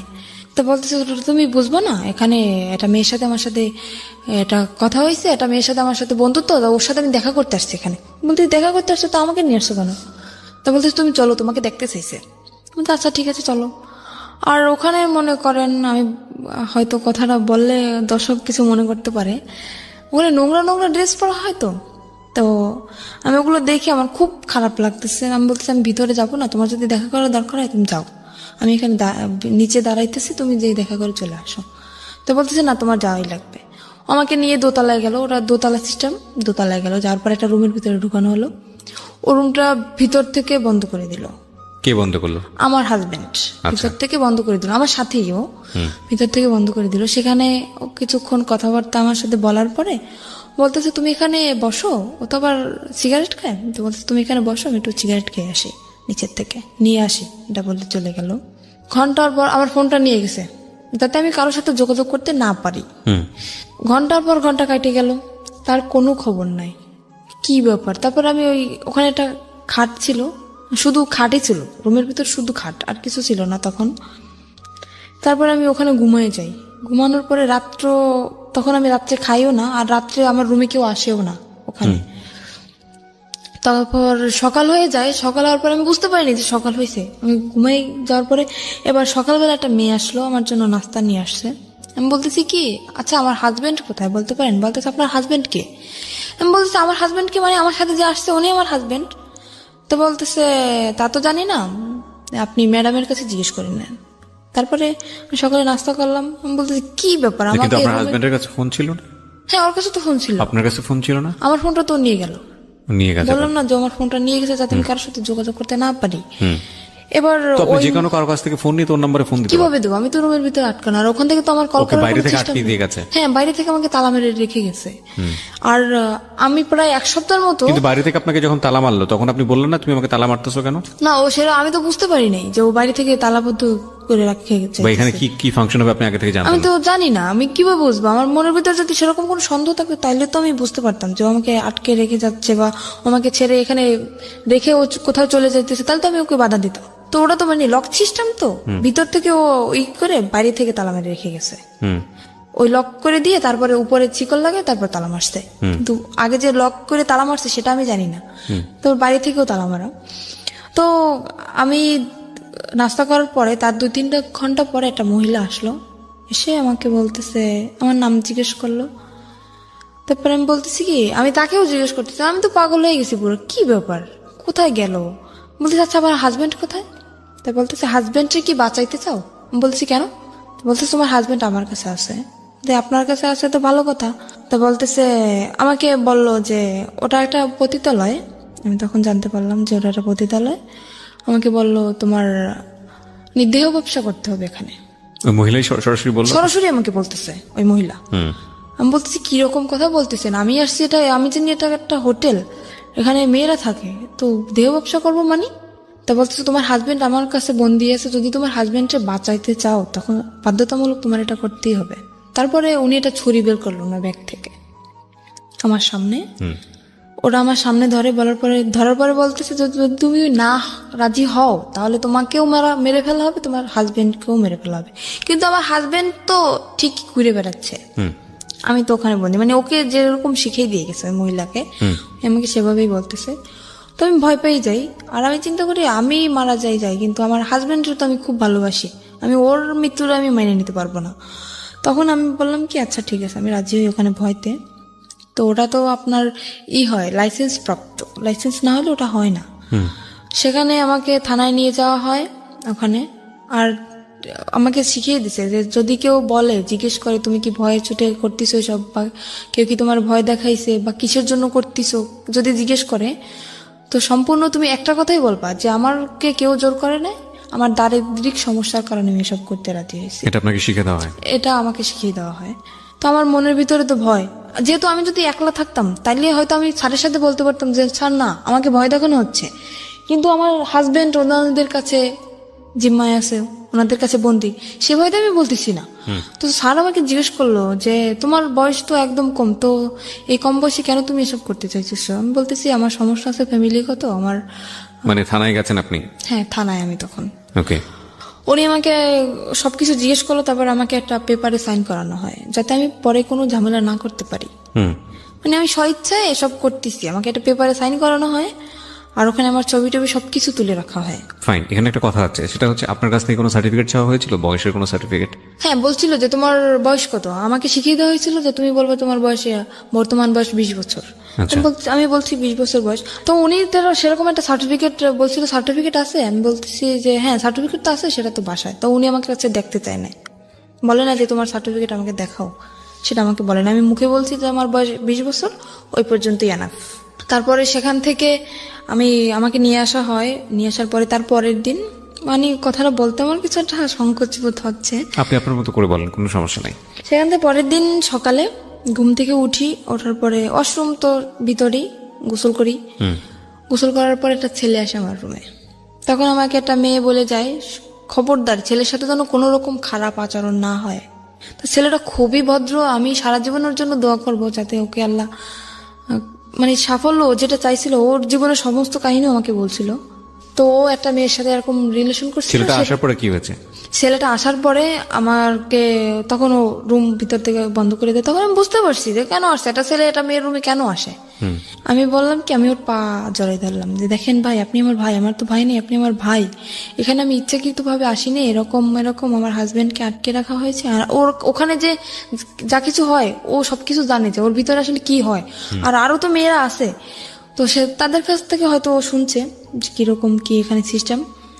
আমি সমস্ত কিছু বললাম যে এরকম আমার হাজবেন্ডে আটকাই রাখছে, আমাকে এরকম ভয় দেখাইছে। ও বলতেছে কি, তোমার হাজবেন্ড এখন কোথায় সেটা তুমি জানো? আমি বলতেছি আমি জানি যে হাজবেন্ড ওদের কাছে এখনো বন্দি আছে। তা বলতেছি সেরকম কিছুই না, এখানে সিস্টেম হচ্ছে তোমার মেয়েদের এখানে নিয়ে এসে বিক্রি করে দেওয়া হয়। তখন আমার বিশ্বাসই হইতেছে না, এরকম আমার হাজবেন্ড করতে পারে না, এতটা খারাপও হইতে পারে না। ও তখন বলতেছে কি, আচ্ছা ওর কাছে ফোন ছিল, বলতেছে তোমার হাজবেন্ড যেহেতু বন্ধু তাহলে তো ওর ফোনটা অফ থাকার কথা, তাই না? আমি বলতেছি হ্যাঁ। তো বলতেছে তুমি আমার ফোনটা দিয়ে 1 মিনিট ওকে কল করো। তো আমি বললাম আমি কথা বললে তো আমি বুঝতে পারবো না, তো আপনি কথা বলেন। তো ফোনটা দেওয়ার পরে ওই মেয়েটা ধরছে ওর ফোনটা, মানে যাকে সে বিয়ে করেছে? যাকে সে বিয়ে করছে সেই মেয়েটা ধরছে। ধরার পরে বলতেছে কে, আপনি কে? বলতেছে আপনি কে মানে? আমি তো যার ফোন আমি তার ওয়াইফ। তখন আমি বুঝতে পারলাম যে ছেলেটা যা বলছে সম্পূর্ণ সত্যি। তখন আমি বুঝতে পারলাম। তো আমি বললাম কি যে ভাই দেখেন, আমি যদি আপনার বোন হতাম আপনি কি এটা মেনে নিতে পারতেন? তো বলতেছে না, কখনোই না। বলতেছে আপনার দুটো পায়ে ধরে, আপনি আমাকে কিছু করেন না। তখন ছেলেটা আমার করুণা দেখেও ছেলেটা নিজেই কেঁদে ফেলছে। ছেলেটা বলল কি, আচ্ছা ঠিক আছে আমি তোমাকে কিছু করতেছি না, কিন্তু এরপর নেক্সট টাইম যে আসবে সে তো তোমাকে ছেড়ে দেবে না, কারণ এখানে টাকার বিনিময়ে সব কাজ করা হয়, টাকা দিয়ে তো কেউ তোমাকে ছেড়ে দেবে না। প্রতিটি অপরাধ এবং ভুল দাঁড়িয়ে থাকে গোপন কিছু ঘটনার উপর। আমরা সেই গোপনকে আনতে চাই সবার সামনে। তো তুমি যদি চেষ্টা করো, আমার মনে হয় তুমি চেষ্টা করলে এখান থেকে বের হতে পারবা। ছেলেটা আমাকে বলে, বলতেছে যে ই করছে, আমি নেক্সট টাইম যদি আমি কখনো আসি তোমার জন্য আমি সাহায্য করার করব। ও বলতেছে যে আমি একটা মামলা করব, যে তোমার ফ্রেন্ড হিসাবে, আমি তোমার ক্লাস ফ্রেন্ড, সেই হিসাবে আমি তোমার জন্য একটা মামলা শিট নিয়ে আসবে, ওখানে আমার সইটা শুধু থাকবে আর সম্পূর্ণ কিছু ওই লিখে নিয়ে আসবে যেটা লেখার। আমি বলতেছি সেটা তো হবে না, কারণ ওখানে আমার সই নেওয়া হয়েছে যাতে আমি কোনো কিছু না করতে পারি। হ্যাঁ, পুলিশ ফাঁড়িতে। তো বলতেছে তাহলে কি করবা, দেখো কি করতে পারো। ও তো চলে গেল। এবার আমি দরজাটা আমি নিজেই বন্ধ করে দিলাম। দেওয়ার পরে আমি খুঁজ দিছি যে ছুরি বা অন্য কিছু যদি আমি পাই, আমি আত্মহত্যা করার চেষ্টা করতেছি। তো আমি খোঁজাখুঁজি করতেছি, খুঁজতে খুঁজতে উপরে যে সানসেটের পরে ওই যে আপনার বক্স ছিল, বক্স আনছে আমার জন্য, ওই রুমে সবকিছু নিয়ে আসছে আমার জন্য, যেহেতু ওই রুমে আমি থাকবো, সবকিছু নিয়ে আসছে। তো বক্সের যে কার্টুনটার ভিতরে আপনার ইঁদুর মরা ওষুধ। আমি পাইয়ে তো মানুষ তো কষ্ট হয়, কিন্তু আমি পাই তো মহা খুশি। আমি ওটা পাওয়ার পরে অনেক অনেক খুশি আমি, যে আমি এখানে এসব করার থেকে কারে আমি ভালোবাসলাম, কার জন্য আমি রাজি হইলাম, যাকে বাঁচানোর জন্য আমি রাজি হইলাম সেই আমাকে দিয়ে এসব করাচ্ছে, আমি আর নিজের জীবন আমি রাখতে চাই না। তো আমি পুরো প্যাকেট খেয়ে ফেলছি। ফেলার পরে দরজা খুলে দিলাম আবার। দেওয়ার পরে আবার আর একটা ছেলে আসছে, এসে দেখতেছে আমার অবস্থা খুবই খারাপ, পুরো শরীর ঘেমে গেছে আর আমি কথা বলতে পারতেছি না। তো আমার যে ওখানে যে ওই যে মহিলাটা, ওনাকে ডাক দেওয়ার পর উনি তো ভয় পেয়ে গেছে যে এখানে যেহেতু আমার থেকে সই নেওয়া হয়েছে, তখন তো ওরা বুঝে যাবে যে আমাকে ভয় দেখানো হয়েছে, আমার থেকে সই নেওয়া হয়েছে, যে আমি স্বেচ্ছায় সব করতেছি, তাহলে কেন আমি বিষ খেলাম, এখানে প্রশ্ন উঠবে না। তখন উনি আমাকে তাড়াতাড়ি হসপিটালে নিয়ে গেল। হসপিটালে নেওয়ার পর আমাকে ওয়াশ করানো হলো, তারপরে ওখানে হসপিটালে আমাকে ভর্তি করলো। করার পরে মোটামুটি থানায় খবরটা চলে গেছে। থানার স্যার আমার কাছে আসলো, এসে তখন আমি পুরো অজ্ঞান, তখন আমার জ্ঞান আসে নাই। তো স্যার তখন আমাকে কিছু জিজ্ঞেস করতে পারে না, চলে গেছে। যাওয়ার পরে 1 সপ্তাহ পরে ওই যে আমার হাজবেন্ড ও আসে, ওর কাছেও খবর চলে গেছে। ও আসে আমার তো অক্সিজেন লাগানো, তারপরে মুখে তো খাইতে পারি না, এনজি টিউবে খাই। তো আমার হাতটা ধরলো, তো সেরকম একটা কথাও বলতে পারি না। আমি ওকে দেখে কেঁদে ফেলছি আমি, যে আমি অ্যাকশন নিতেছি, কেন তুমি আসছো? আমার ডক্টর সবাই আমার সামনে, আমি ওখানে অ্যাকশন নিতেছি, তুমি কেন আসছো? তুমি এখান থেকে চলে যাও। আমি এক নজর ওকে দেখার পরে আমি চোখ বন্ধ করে ফেলছি, এতটা ঘৃণা আসছে আমার। আমি বললাম তুমি চলে যাও এখান থেকে, আমি তোমাকে দেখতে চাই না। তো সেখান থেকে ও বললো কি আমি চলে যাবো ঠিকই, কিন্তু তোমাকে সাথে নিয়ে যাবো। আমি বললাম, কোথায় নিয়ে যাবো? আবার আমাকে কোথাও বিক্রি করার ইচ্ছা আছে তোমার? কোথায় নিয়ে যাবো আবার? তো আমার হাতটা ধরলো, ধরার পরে বললো কি যে আমি আসলে বুঝতে পারিনি যে তুমি আমাকে এতটা ভালোবাসো, তাহলে আমি এটা করতাম না কখনোই। আমাকে আমার কাছে মাপ চাইলো যে আমি আর কখনো এরকম করবো না, মেয়েটাকে আমি ছেড়ে দেবো, তুমি যেটা বলো আমি সেটাই শুনবো। অনেক করুণা করার পরে আবারও আমি ওকে বিশ্বাস করলাম, এত কিছু করার পরেও আবারও বিশ্বাস করলাম ওকে আমি। সেখান থেকে হসপিটাল থেকে আমার রিলিজ দেয় নাই তখনও, ডাক্তারের না বললে আমি সুস্থ না তখনও। নার্সরে উনি কিছু টাকা ঘুষ দেয়, দেওয়ার পরে আমার ওই যে এনজিটিউ পরানো, তারপরে আপনার অক্সিজেন লাগানো, হাতে ক্যানোলা করা, সবকিছু খুলে তারপরে সেখান থেকে নার্সরে কিছু টাকা ঘুষ দিয়ে ওখান থেকে আমাকে নিয়ে আসে ওগুলো খোলানোর জন্য। কিন্তু নার্স তো ডাক্তারের অনুমতি ছাড়া খুলতে পারবে না। উনি টাকা পাওয়ার পরে উনি খুলে দিল ওগুলো। নার্স ওগুলো খুলে দেওয়ার পরে আমি তখন হাঁটতেও পারি না ঠিক মতন, এতটাই ক্লান্ত আমি। আমাকে নিয়ে তখন সে ঢাকা, আমার একটা ফুপু আছে সেখানে আমাকে নিয়ে আসে, আমার আপন ফুপু, সেখানে আমাকে নিয়ে আসে। আর বাড়ি তো গেলে তো যদি এই সমস্ত কথা শোনে তাইলে তো মনে করেন ওরে তো মারবে, সাথে আমিও মার খাবো। যে এত কিছু তাও তারপরও কেন আমি মানিয়ে নিলাম। আমি বাড়ি গেলাম না, আমার সে ফুপুর কাছে গেলাম, যার পরে ওখানে আমি 1 মাস পর্যন্ত থাকলাম। থাকার পরে ও বললো কি দেখো আমি তো কাপড় চোপড় কিছুই নিয়ে আসিনি, আমার কাপড় চোপড় তো সবকিছু বাড়িতে, যা তুমি এখানে থাকো, মানে আমাদের ওখানে চাকরি বাকরি নেওয়ার কথা, তো আমি সুস্থ হবো তারপরে চাকরি নেবো। বললো আমি বাড়ি থেকে আমি কাপড়গুলো নিয়ে আসি আমার, এই বলেও বাড়ি চলে গেল। যাওয়ার পরে ও যেদিন যাবে তার পরের দিন আসার কথা, আসতেছে না। তারপরে আমি বললাম কি ব্যাপার তোমার আসার কথা, তুমি কেন আসতেছো না? সে ওখান থেকে এসে চলে গেছে, সেই শ্বশুর বাড়ি চলে গেছে, ওর যে সেই শ্বশুর বাড়ি চলে গেছে। ফোন করলে মাঝে মাঝে ওই মেয়েটা ধরে। তারপরে আমি বুঝতে পারলাম আস্তে আস্তে, অনেক কান্নাকাটি করছি, অনেক রিকোয়েস্ট করছি তুমি আমাকে নিয়ে যাও নিয়ে যাও। সেখান থেকে আমার আব্বু আম্মু যখন জানতে পারি আমি ওখানে, আমাকে নিয়ে যায়। নিয়ে যাওয়ার পরে ওই যে মহিলা, ওই মহিলাকে নাম্বার দিয়ে দেয়, আমার আম্মুর নাম্বার দিয়ে দেয়। কিসের জন্য জানেন? যাতে আমি আমার বাড়িতেও জায়গা না পাই আর ওর কাছেও যাতে আমি না যেতে পারি। ও ওর বাড়িতে সম্পূর্ণ সবাইকে জানাই দিছে যে আমি এসব করি, আমি বিয়ের আগে এসব করতাম, ও জানতে পারছে সেজন্য ও আমাকে ডিভোর্স দিতে চায়। আসলে তো কিছুই না সেরকম, ও নিজে করছে এগুলা। এটা বলার পরে আমার আম্মুর কাছে ওই মহিলা ফোন করে, করার পরে ওই ফোনটা আমার আব্বু ধরে। ধরার পরে ওই সম্পূর্ণ কথা উনি বানাই বানাই যা বলার সব বলছে, যে আপনার মেয়ে এতদিন শ্বশুর বাড়ি ছিল না, আমার এখানে ছিল, এসব করতো। আর এসব কথা শোনার পরে আমার আব্বু তো সবাইকে বলে দিল। মানে এই ফোনটা কে ধরেছে? আমার আব্বু, সদাব্বু। না, আমি আসলে এই জিনিসটা একটু ক্লিয়ার হতে চাই। ফোনটা কে করেছে, কাকে ফোনটা রিসিভ করেছে কে? ফোনটা করছে আমাকে যেখানে বিক্রি করে দেওয়া হয়েছিল ওখানে যে মহিলা ছিল উনি ফোন করছে। উনি ফোন নাম্বারটা নিছে আমার হাজবেন্ডের কাছ থেকে। কাকে করেছে ফোনটা? ফোনটা করছে আমার আম্মুর ফোনে, কিন্তু ফোনটা রিসিভ করছে আমার যে আব্বু। মানে তখন তো আপনার আম্মুর বিয়ে হয়েছে একটা। হ্যাঁ, তখন আর একটা তো বিয়ে ফোন হয়েছে। করে ওই ভদ্র মহিলা, মানে হোটেলের যিনি ইনচার্জ ছিলেন ওইসব কাজের, ওই ভদ্র মহিলা ফোন করে আপনার মাকে বলেছে যে আপনার, আমার মাকে না, আমার সৎ যে আব্বু, মানে ওনাকে আলটিমেটলি আপনার বলছে। মাকে ফোন করার জন্য বলেছিল, কিন্তু আপনার সৎ বাবা রিসিভ করেছে, সৎ বাবাকে বলেছে যে এই সব কাজ করেছে আপনার মেয়ে এখানে। ওকে। আর উনি যেগুলো বলছে ওগুলো তো সম্পূর্ণ মিথ্যা। মিথ্যা কথা, রাইট? তারপর মানে উনি চায় যে আমার বাড়ির থেকে যদি আমাকে তাড়িয়ে দেওয়া হয় তখন আমার বাধ্যতামূলক ওখানে যেতে যেতে হবে, হবে, কোনো উপায় থাকবে না। কোনো উপায় থাকবে না। তখন আমার আব্বু ওটা শোনার পরে, আমি ওনাকে আব্বু বলেই ডাকতাম, এটা শোনার পরে সে আমাকে মানে একদম ক্লিয়ারলি বলতেছে তুমি বাড়ি থেকে বের হয়ে যাও। ফ্যামিলির সবাইকে জানাই দিল। এবার আমি কি করব, আমার মাথায় আসমান ভেঙে পড়ছে। এরকম একটা জিনিস আমার লাইফে ঘটলো, কোথায় আমার ফ্যামিলি আমাকে সাপোর্ট করবে, অন্য মানুষের একটা মিথ্যা কথা শুনে আমার সাথে এরকম করলো। আমি বাড়ি থেকে বের হয়ে চলে আসলাম। মাও বললো বাড়ি থেকে বের হয়ে যেতে? আম্মুর তো কিছু করার নেই, ফ্যামিলির থেকে যেহেতু সবাই এরকম বলতেছে। কিছুই বললো না মা? আম্মু তো কান্নাকাটি করতেছে, আম্মু তো আমাকে আসতে দেবে না। তখন সে আব্বু বলতেছে তুমি যদি তোমার মেয়েকে না সর আমি তোমাকে ডিভোর্স দিয়ে দেবো। তা আম্মুকে আমি বললাম আম্মু এতদিন তো দূরে ছিলাম, থাকছিল না আমার ছাড়া, তো এতদিন যেরকম ফোনে কথা বলছি এখনো সেরকম, ঠিক সেরকম তোমার সাথে আমার ফোনেই কথা হবে, আমি এখানে থাকবো না। কারণ আমি যদি এখানে থাকি এই ব্যাপারটা গোটা এলাকায় জানাজানি হয়ে যাবে, আমি এটা চাই না। বাড়ি থেকে বের হয়ে চলে আসলাম।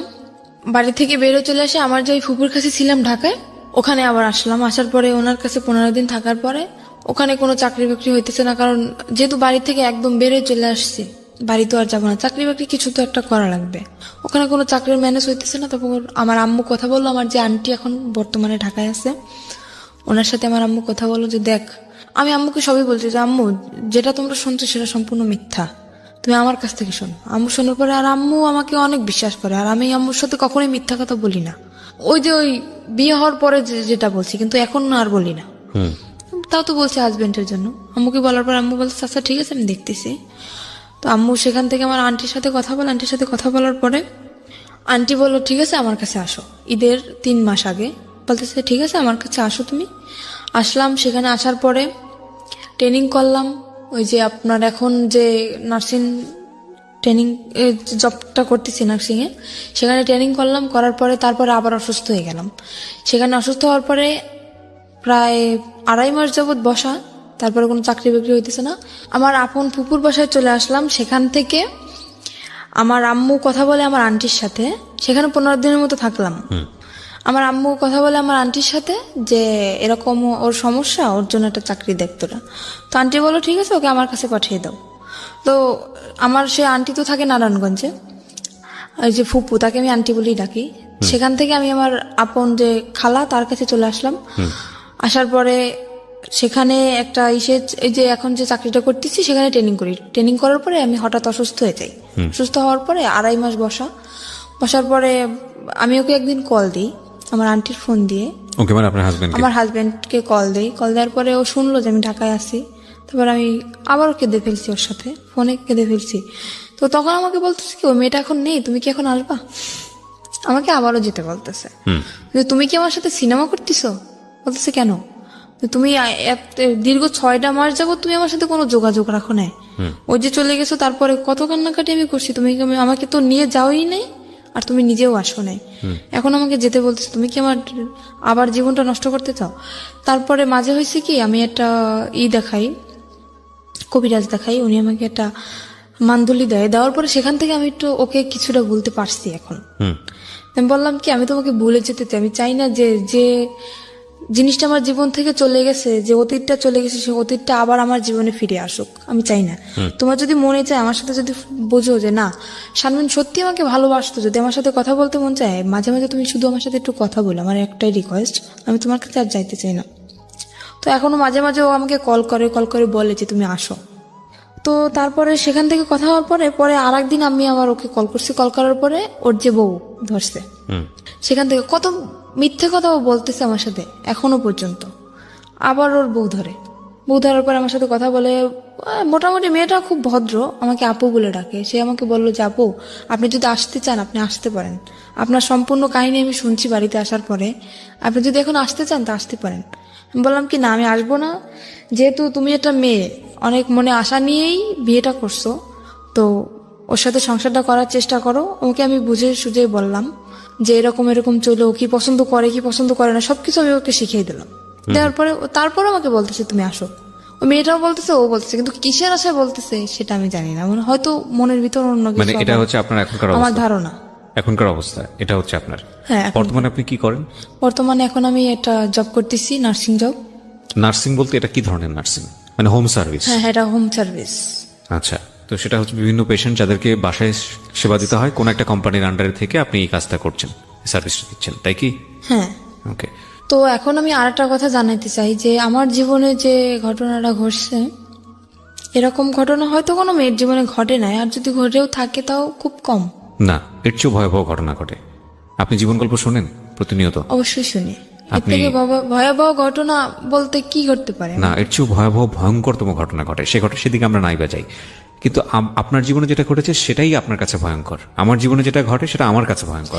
মানুষের ঘটনা মূল্যায়ন না করে আপনি আমাকে এটা বলেন, আপনার জীবনে আপনার হাজবেন্ড যেহেতু প্রথম মানুষ, সুতরাং বাছ বিচার করার কোনো সুযোগই আপনার জীবনে আসেনি। আপনি আরো যখন পরিণত বয়সে যাবেন, আরো যখন বিভিন্ন রকমের এক্সপিরিয়েন্স আপনার হবে, তখন আপনি বুঝতে পারবেন যে এই সময়টা আপনার জন্য কতটা ভুল ছিল, কতটা রিস্কি ছিল, কতটা বোকামি ছিল, যেটা আপনি এই বয়সে বসে সেটা বুঝতে পারবেন না।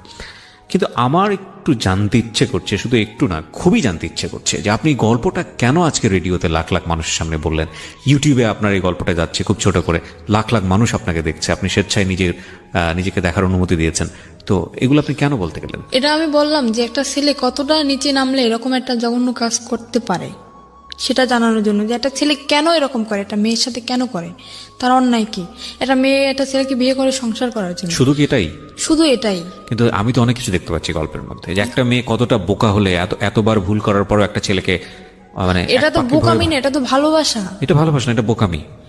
আমি মনে করি এটা ভালোবাসা। এটা ভয়ঙ্করতম বোকামি। এর মাঝখানেও অনেক কিছু ঘটছে যেটা আমি বলতে চাই না। What ever the situation is, আপনি শেষ পর্যন্ত ছেলেটাকে লাভ করেন, আপনি স্টিল তাকে লাভ করেন, এটা আপনি অস্বীকার করতে পারবেন? মোটেই না। আর আমি যতদিন পর্যন্ত বাঁচবো ততদিনও আমার মনের ভিতর থাকবে। এটা ডাহা মিথ্যা কথা। মোটেই না। আপনি আমার কথাগুলো একটু মনোযোগ দিয়ে শোনেন, তাহলে আপনি বুঝতে পারবেন, যেটা আপনি এখন বিশ্বাস করতে পারবেন না, but that will eventually true after the age. সেটা আপনার জীবনে সত্য। আমরা যখন কাউকে লাভ করি, হ্যাঁ, আমি সরি যে আমি আপনাকে কষ্ট দিচ্ছি, কিন্তু এটাই সত্য। আমরা যখন কাউকে লাভ করি বা কাউকে যখন ভালোবেসে ফেলি, তখন ওই মানুষটা ছাড়া আমাদের জীবন চলবে না, এটাই আমরা মনে করি। বাট এটা যে চরমতম মিথ্যা কথা এবং এটা যে আসলে সত্য না, না, এটা আমি এখন মনে করতেছি। জীবনটা কারোর জন্য কখনো থেমে থাকে না। না, আপনি যে বললেন না যে একটু আগে যে আপনি তাকে ভালোবাসাটা আমার মনের ভিতরে থাকবে, আমি সেটা বলছি। থাকবে না আপনার ভালোবাসা? অবশ্যই থাকবে। ডেফিনেটলি থাকবে না। কিভাবে থাকবে না বলো? এবং এটার অ্যান্সার আপনি এখন আমাকে মনে করে নেন যে আমি যেটা বলছি সেটা হচ্ছে, আমি যেটা বলছি সেটা মিথ্যা কথাই, কথা আপনি এটাই মনে করবেন। কিন্তু আপনি একটা সময় গিয়ে মনে করবেন যে না, আমি যেটা বলেছিলাম আজকের অনুষ্ঠানের ডকুমেন্টস থাকবে, তো আপনি দেখবেন, আপনি যখন পরিণত বয়স, এই ইউটিউবে এটা থেকে যাবে, ইউটিউবে আপনি আরো 5 বছর পর 10 বছর পরে গিয়ে বলবেন যে কিবরিয়া ভাই এই কথাটা বলেছিল অনুষ্ঠানে এবং এটাই সত্য। আপনাকে আমি আরো 10 বছর পর ইনভাইট করবো এই অনুষ্ঠানে, আমি যদি করি, আমি আপনাকে ইনভাইট করবো, এবং আমার যে কথাটা ছিল যে এটা থাকবে না, শুধু ঘেন্নাটুকু থাকবে, ভালোবাসা থাকবে না, এবং এই ফিলটাই থাকবে আজ থেকে 5 বছর পর, 10 বছর পরে। আমি যেটা বলতে চাচ্ছি যে আপনার ওই পরিণত বয়সটা নাই, ম্যাচুরিটিটা নাই। নইলে একটা মানুষ আপনাকে মৃত্যুর মুখে ঠেলে দিয়েছে। একটা মানুষ, নারীর সতীত্ব যেটা, এটা আমাদের সমাজে মনে করা হয় একটা নারীর সতীত্ব না থাকলে আর কিছুই নাই। আমাদের সমাজ, আমাদের সামাজিকতা এটাই, খুবই ভঙ্গুর একটা মানসিকতা, এবং সেই জায়গাটায় ফেলে দিয়েছে। আপনি যে ধরনের অর্থনৈতিক, আমি যদি আরো সহজ করে বলি, যেই ধরনের ক্লাস মেনটেন করেন বা যেই ধরনের আর্থিক অবস্থার মধ্যে বসবাস করেন, এটা আমরা ধরে নিই আমাদের একেবারে সমাজের প্রান্তিক পর্যায়ের এক মানে মানুষ যারা দিনে দিন খাওয়ার মতো অবস্থা, এইরকম একটা পরিবারে আপনি বড় হয়েছেন, না আছে বাবার সাপোর্ট, না আছে মার সাপোর্ট, হ্যাঁ, এরকম একটা অবস্থা। সেই রকম একটা অবস্থায় থেকে এরকম একটা আন্ডার এজ একটা মেয়ে একটা ছেলেকে লাভ করে বিয়ে করেছে, লাভ করে তো বিয়ে করেনি, একটাকে বিয়ে দেওয়া হয়েছে এবং বিয়ের পরে লাভ করেছে। তো এইটা 21 বছরের আপনার যে ছেলেটা, আপনি যদি যে কথা বলেছেন এখানে সেগুলো যদি সত্য হয়ে থাকে, আমি তার নাম পর্যন্ত জানতে চাই না, আমি জানতে চাইও না, আপনি যা বলেছেন এখানে সেগুলো যদি সত্য হয়ে থাকে, 21 বছরের এই ছেলেটাকে এটা খুব ভালো করে বুঝতো এবং সেই ইকুয়েশনগুলো খুব ঠান্ডা মাথায় করেছে যে ওকে যদি আমি এই জায়গাটায় ফেলে দেই, আমাকে বলার কেউ নাই। দেখেন, আমি একটা সহজ এক্সাম্পল দিই, আপনাকে এভাবে কেউ কখনো বলেছে কিনা। ও কিন্তু ভয় পায়। ওর চাচা, আপনার চাচা শ্বশুর যে কদিন বেঁচে ছিল, ছোট চাচা শ্বশুর, ও কিন্তু খারাপ ব্যবহার করেনি আপনার সঙ্গে। তার মানে ওর যদি কেউ গাইড করার থাকতো, ওকে যদি কেউ শাসন করার থাকতো, এবং আপনার ফ্যামিলিতে যদি এরকম গার্ডস থাকতো যে না, আপনার বাবা ওর একদম মানে সহজ বাংলায় যেটা গ্রাম্য ভাষা যেটা বলে টুটি ছিঁড়ে ফেলবে, এরকম যদি কোনো অন্যায় হয় তার মেয়ের প্রতি, ও জীবনও আপনাকে নিয়ে এতটা সাহস করতো না। অবশ্যই, রাইট? সো যেদিন আপনার ওকে শাসন করার মানুষটা মারা গেছে, সেই রাতের থেকেই কিন্তু ওর উলটপালট আচরণ শুরু হয়েছে, রাইট? তো এই জিনিসটা ও খুব সুন্দর করে ইকুয়েশন করে করেছে, কোনটা যোগ করলে যোগ হবে, কোনটা বিয়োগ করলে বিয়োগ হবে। ওর একটা দিক ছিল কি, আমি যতই আমি রাগারাগি করতাম না কেন, ও কোনো কথা বলতো না, একদম চুপচাপ থাকতো, কিন্তু খুব মানে খুব ঠান্ডা মাথায় কাজ করতো। হ্যাঁ, আপনার কথাটা একদম রাইট। আমি এখন যেটা বলবো আরো অনেক কিছু বের হবে, রাইট? কিন্তু আমি আপনাকে মূলত, আপনি যে কথাটা বললেন না যে ছেলেদেরকে বিশ্বাস করার জায়গাটা, এটা আপনার বয়সের ফিল। এখানে আরো অনেকগুলো বিষয় আছে। আপনার ইমোশনের জায়গাটা থেকে আপনি এত কিছুর পরেও ওই ছেলেটাকে ভালোবাসেন, সেটা আপনার বয়সের কারণেই। আমি এটা বলতে চাচ্ছি, এটাও একটা ভয়ানক রকমের ভুল। লাভ জিনিসটা কি জানেন? লাভ জিনিসটা হচ্ছে উইথ রেসপেক্ট। লাভ জিনিসটা ওয়ান সাইডেড না, এটা একটা সময়ের প্রেক্ষাপটে হতে পারে। হ্যাঁ, আপনি কাউকে ভালোবাসলেন, ঠিক আছে, সেই মানুষটা আপনাকে ভালোবাসে না, আপনি সারাটা জীবন তাকে পাগলের মতো ভালোবেসে যাবেন, আপনার জীবনে কেউ আসবে না। দ্যাট ক্যান বি লাইক একটা খুব অল্প সময়, খুব অল্প কিছু, হয়তো লাখে একজন মানুষ, কোটিতে একজন মানুষ, দে আর ডিফারেন্ট। অ্যান্ড এক্সেপশনের জায়গাটা কখনো এক্সাম্পল হতে পারে না। কিন্তু আমরা যারা মোস্ট কমন মানুষ, কমন পিপল যারা, তাদের লাইফে কিন্তু এই ঘটনাটা মানে কম আর বেশি এরকম। আপনার লাইফে এখন পর্যন্ত ওকে রিপ্লেস করার মতো মানুষ আসেনি বলেই আপনার কাছে এখন পর্যন্ত মনে হচ্ছে যে না, ওই মানুষটাই অসাধারণ মানুষ। কিন্তু যখন অন্য কেউ চলে আসবে যাকে ভালোবেসে ফেলবেন, তখন মনে হবে যে না, জীবনে অনেক বড় একটা ভুল। এখানে আমার একটা কথা, কিন্তু হয়তো আপনি এসেছে অনেক, কিন্তু আপনার মনে হয়তো ঘন্টা নাড়াতে পারেনি, আপনার মনের ঘন্টাটা বাজেনি, আপনি সেটা ঘন্টাটা কোনোদিন বাজবেও না। আর এই ঘটনা আমার সাথে ঘটার পরে আমি কোনো ছেলেকে বিশ্বাস করি না। হ্যাঁ, সেটা একটা অন্য অ্যাঙ্গেল। যে কাউকে আমি বিশ্বাস করি না সেটা একটা অন্য বিষয়, কিন্তু মনের ঘন্টাটা বাজবে না সেটার পেছনের কারণ যদি ওই হয়ে থাকে যে না ওকেই আমি ভালোবেসে যাব, তাহলে আমি সেটা বিশ্বাস করি না। দেখেন, আপনার জায়গাটা আপনার মতো, আমি রেসপেক্ট করি, কিন্তু আমি যেটা বলছি সেগুলো সবই অভিজ্ঞতার আলোকে, এই অনুষ্ঠান করার অভিজ্ঞতার আলোকে, নিজের জীবনের অভিজ্ঞতার আলোকে, সবকিছু জায়গাটা থেকে আমি আপনাকে বলছি this is not true, because 16 বছরের জীবন কিছুই না একটা 60 বছরের জীবনের কাছে, হ্যাঁ এটা কিছুই হয়তো না। এখন আমি বলতেছি, এবং কিন্তু আপনার ভবিষ্যতে 60 এটা বছরে হবে না। গিয়ে, আপনার 50 বছরে গিয়ে জীবন গল্পটা এমন দাঁড়াবে যে 16 বছর নিয়ে আপনার বলার সময়ই নাই, এমনও হতে পারে, সেটাই। রাইট? সো আমি আপনাকে জাস্ট একটা জিনিসই বলবো যে 16 বছরের টিনেজ যারা আছো, লাভ আসুক বা যেটাই হোক না কেন, যে ঘটনার প্রেক্ষাপটে আসুক না কেন, ওই মানুষটার যদি তোমার প্রতি কেয়ারিংটা না থাকে, ওই মানুষটার যদি তোমাকে নিয়ে ফিউচার প্ল্যান না থাকে, ওই মানুষটার যদি তোমার প্রতি রেসপেক্ট না থাকে, সম্মান বোধটুকু না থাকে, তাহলে তাকে নিয়ে বারবার ভাবো, ভালোবেসে যাও, কিন্তু তাকে নিয়ে সংসার করার স্বপ্ন দেখো না, তাকে নিয়ে অন্তত জীবনের সামনের দিকে স্টেপ নেওয়ার স্বপ্ন দেখো না। কারণ শুধু লাভ দিয়ে সংসার করা যায় না, শুধু প্রেম দিয়ে স্টেপ সামনের দিকে নেওয়া যায় না, কারণ ওই মানুষটাকে অন্যরকম মানুষ হতে হয়, সেখানে অনেক কিছুর হিসাব নিকাশ ব্যাপার থাকে। এই কথাগুলো এত বেশি কমন এবং এত বেশি আমি বলেছি জীবন গল্পে, আমি জানি না, মানে অনেকে হয়তো শুনতে শুনতে মুখস্থ হয়ে গেছে আমার এই কথাগুলো। তো আমি আপনাকে বলবো যে আপনি যেহেতু রাইট নাও একটা জব করেন, you are lucky in that sense, কিন্তু লেখাপড়াটা কন্টিনিউ করাটা উচিত। আপনি কি কোথাও হ্যাঁ, পড়ছেন? এখন আমি আবার লেখাপড়া শুরু করছি বলতে কি, মানে এটা তো আমার রেগুলারলি ক্লাস করা সম্ভব না, তো আমার যেহেতু চাকরি করতে হয়, আমি এখন উন্মুক্ত ভর্তি হয়েছি, প্রতি শুক্রবারে ক্লাস চলতেছে। আর এখন আমি যেটা চাই আমার দিক থেকে, যে আমার অতীত যেটা গেছে অতীতই ওটা থাক, আমি যে সামনের দিকে আগাতে, কারণ আমার ছোটবেলা থেকে যে স্বপ্নটা ছিল সেই স্বপ্নটা আমি আবার পূরণ করতে চাই। কি স্বপ্ন ছিল? আমার ছোটবেলা থেকে স্বপ্ন ছিল আমি একটা পুলিশের চাকরি করব, বিউটিফুল। সেটা আমি আবার এগিয়ে যেতে চাই। আর মাঝখানে হয়তো 2টা বছরে আমার জীবনে অনেক কিছু ঘটে গেছে, সেগুলো আমি মনে রাখতে চাই না। আর এর পিছনে আমি একটা মানুষের সাপোর্ট পাইছি, আমি একটা কথা বলতে পারি, একটা মানুষের সাপোর্ট আমি সব সময়ের জন্য পাইছি। পৃথিবীতে যদি আপন বলতে কেউ থাকে সে হচ্ছে মা, তাছাড়া কিন্তু আমি কারোর সাপোর্টই পাইনি। আর আমি আমার আম্মুকে বলি যে, আমার আম্মু যেহেতু এখন অন্যের ঘরে, আমার আম্মুকে বলি আমি আম্মু সারা জীবন সুখে থাক, আমার খোঁজ নেওয়ার দরকার নেই, কিন্তু আমার আম্মু সারা জীবন সুখে থাক, আমি এটাই চাই। না, আমার আম্মু আমাকে অনেক অনেক সাপোর্ট করছে।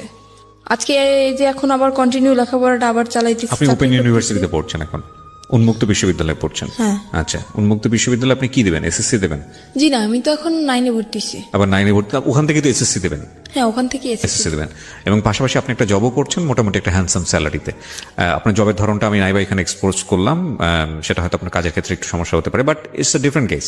এবং আমি মনে করি যে এত কিছুর পরেও একটা মেয়ে জব করছে, পাশাপাশি পড়াশোনা করছে এবং স্বপ্ন দেখছে, তার মানে ইউ আর লাকি। আপনি বললেন না একটু আগে যে আপনার চেয়েও কষ্টের জীবন গল্প থাকে কিনা, আপনার চেয়েও ভয়ঙ্করতম কষ্টের জীবন গল্প থাকে, এবং কেউ কেউ হয়তো এই স্টেজে এসে শেষ হয়ে যায়, কেউ কেউ হয়তো হোটেলের ওই শিকলটা খুলতে পারে না, সেখানেই সারাটা জীবন শেষ হয়ে যায়। হ্যাঁ, কেউ কেউ হয়তো ওই যে ইঁদুর মারা বিষ যেটা আপনি খেয়েছিলেন ওখানেই হয়তো জীবনটা শেষ হয়ে যায়। সুতরাং আপনি লাকি যে অনেক অনেক দিক থেকে আপনি সার্ভাইভ করে সামনের দিকে এগিয়ে গেছেন, এবং আমি মনে করি আপনি যেটা স্বপ্ন দেখেন সেটা ভবিষ্যতে আপনার কাছে হয়তো আসবে। তবে আপনার জীবনের সবচেয়ে ভয়ঙ্করতম জায়গা যেটা আপনার সঙ্গে এখনো স্টে করে, সেটা হচ্ছে আপনি এখনো, যদি আপনার কথা সত্যি হয় তাহলে আমি তাকে এভাবেই বলতে চাই, স্টুপিডটাকে আপনি এখন লাভ করেন। দ্যাট ইজ দ্য বিগেস্ট মানে ভয়ের জায়গা আর কি। সো প্রিয় শ্রোতা, থ্যাংক ইউ সো মাচ। যারা আজকে এই অনুষ্ঠানটা শুনলেন তাদেরকে আমি ধন্যবাদ জানাতে চাই, এবং একই সাথে ধন্যবাদ জানাতে চাই যারা এই অনুষ্ঠানটা নিয়মিত শোনেন। আমি সব বেলায় এসে শেষ করতে চাই, একেবারে শেষের দিকে যে কথাটা বলতে চাই, প্রত্যেকটা স্টোরি কোনো না কোনো মেসেজ আমাদেরকে দেয়। আজকে 16 বছরের এই সাথী যে গল্পটা নিয়ে আমাদের এখানে উপস্থাপন করলেন, আমরা বিশ্বাস করি প্রথম ভুলটা করেছিলেন তার মা। ওই বয়সে যদি তাকে বিয়েটা না দিতেন তাহলে আজকে সাথীর গল্পটা এরকম হতো না। একটু সাপোর্ট করলে হয়তো সাথীর যে স্বপ্নটা ছিল, যেটা এখনো সে দেখতে চায়, যে বাংলাদেশ পুলিশ এসে কাজ করতে চায়, সেই স্বপ্নটাতে হয়তো তার পূরণ করাটা খুব সহজ হতো। তবুও যে কথাটা বলেই শেষ করব সেটা হলো, স্বপ্নবিহীন মানুষ থাকতে পারে না, প্রত্যেকটা মানুষ বাস করে তার স্বপ্ন নিয়ে। তো সেই জায়গাটি থেকে সাথী যেহেতু স্বপ্ন দেখে, সুতরাং সাথীর ভবিষ্যৎ সুন্দর হোক, সেই শুভকামনা দিয়ে শেষ করছি। থ্যাংক ইউ সো মাচ আমাদের সঙ্গে থাকার জন্য। প্রতিটি অপরাধ এবং ভুল দাঁড়িয়ে থাকে গোপন কিছু ঘটনার উপর। আমরা সেই গোপনকে আনতে চাই সবার সামনে।